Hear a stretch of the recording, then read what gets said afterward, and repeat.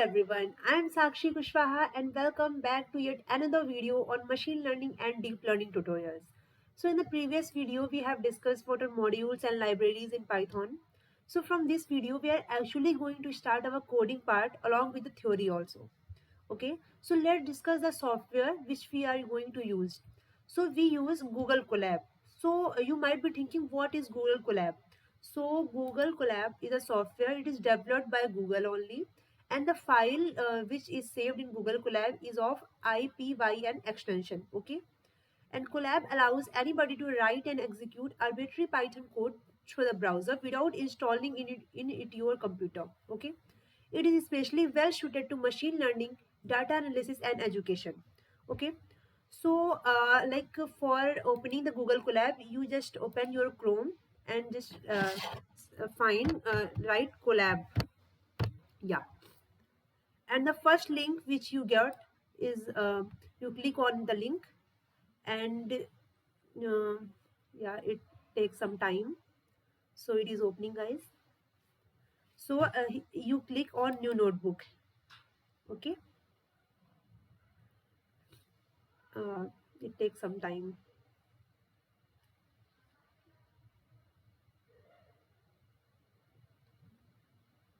Yeah, so guys, you see this platform by opening your first Google Colab notebook. So you can easily write Python code here. Like if you want to define variable in Python, so you just simply write a is equal to 20 and b is equal to 10. Sorry guys, 10. And then for executing this line, you have to just right click left click on this button, or if you want to not use mouse, then you just click shift plus enter. Okay, shift plus enter, then new line is all new line is made for you and it already get executed. You don't have to click on this button. And for running the more code, like you want to perform any operation in Python, then you write a plus b here, and then you got 30, you got the addition. Okay, so you can easily write your Python code here. So this is a Google Colab, which we are going to use in our whole journey. You don't need to install anything. You don't need to have a 4 GB or 8 GB RAM in your computer, in your laptop. You just need Google Colab, a Chrome, and a profile Google account, and these files are saved in your Google Drive. Okay, so don't worry. And for renaming this file, you have to just click here, like we are type save this first 01.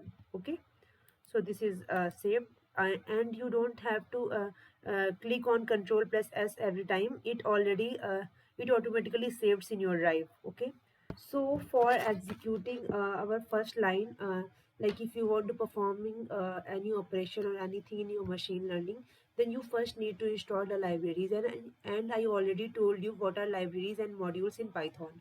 So you just need to install libraries. Like in the previous video I have told about the pandas library and some other libraries also. The pandas library is used for the data, for importing the data and all. So you the first line you wrote here is uh, import, import pandas. Okay, import pandas and as pd, because it is a standard, and we give pd as an alias name, so we don't have to use this long pandas name every time. You just write pd here. Okay, for running the line, you click shift plus enter. Okay, so the pandas pandas library is imported, pandas module is imported already. So let's discuss what is pandas library. Okay, so yeah, uh, you already know about Google Colab. And what is pandas library? So pandas library, so pandas is a Python library used for working with data sets. Okay, it has functions with for analyzing, cleaning, and exploring and manipulating data. The name pandas has a reference, like I want to draw something for much more explanation. Like here, from where the pandas name originated. So here it is mentioned that the name pandas has a reference to both panel data and Python data analysis. I told everything in the next video, or this video only. What is panel data? What is data analysis? I told I will told everything. Okay, and it is created by Wes McCreary in 2008. Okay, so why we use pandas? What is the need of using pandas? So pandas allows us to analyze big data and make the conclusion based on statistical theories. There are already a lot of functions in pandas library for statistical theories, for making conclusion, for finding minimum and maximum. So there are a lot of functions in pandas library. So pandas can clean messy data sets and make them readable and relevant. Relevant data is very important data, as you know. So pandas gives you answer about the data, like is there a correlation between two or more columns? What is the average value? What is the minimum value? What is the maximum value? Average value? And how two values are correlated? How two columns are correlated? So pandas gives you answer about these type of questions. Okay. So pandas are also able to delete rows that are not relevant.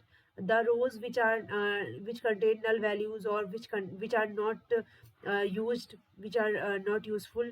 So it is used for deleting that rows also. Or it contains wrong values like null values. This is called cleaning the data. Means pandas library is also used for cleaning the data. So let's discuss what is a panel data, as I mentioned here, and what is data frame, as I use this word very frequently in our tutorials. What is data frame? So a data frame is a two-dimensional 2D data structure in which data is aligned in a tabular fashion in rows and columns. Okay. So yeah, I will going to tell you each and everything.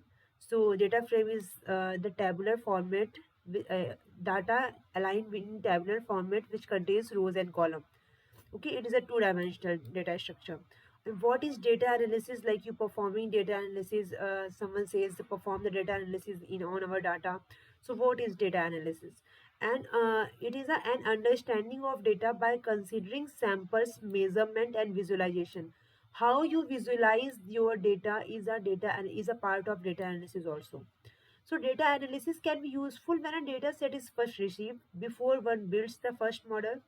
So it is like what is this line says, data analysis is can be useful when a data set is firstly received, and before we going to build our first model, the pre-processing of data is, and what are the operations performed on the data before our model is built, is the part of data analysis. Okay, so it is also the crucial in understanding experiments and debugging problems with the system. So pandas deals with three types of data structure. So there are many types of data, like image data, sound data, textual data. So pandas deals with these three type of data. I am going to tell you. First is series. So what is series? So it is a one-dimensional array-like structure with homogeneous data. You can only fill one type of value. Okay, like it contain integers, then it only contains integer.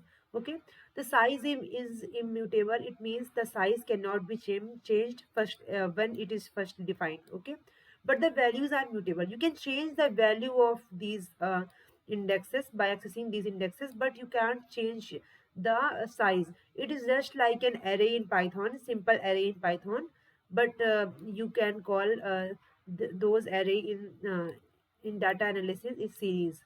And second is data frame. What is data frame?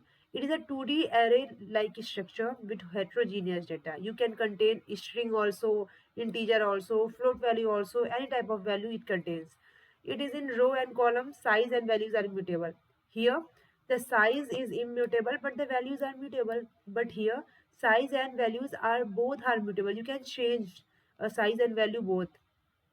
And we have previously read what is panel data. So panel data is a 3D data structure with heterogeneous data. It can contain any type of data. Mixed up data means it contains string, it contains integer, it contains float value, any type of data. But it is a 3D data structure. Like here it is a 2D data structure, but here you can't visualize in the 2D plane. as I am trying to visualize the data, but I am not able to visualize correctly. So yeah, it is a 3D data structure with heterogeneous data. It is hard to represent the panel data in graphical representation, but it can be considered as a container of data frame.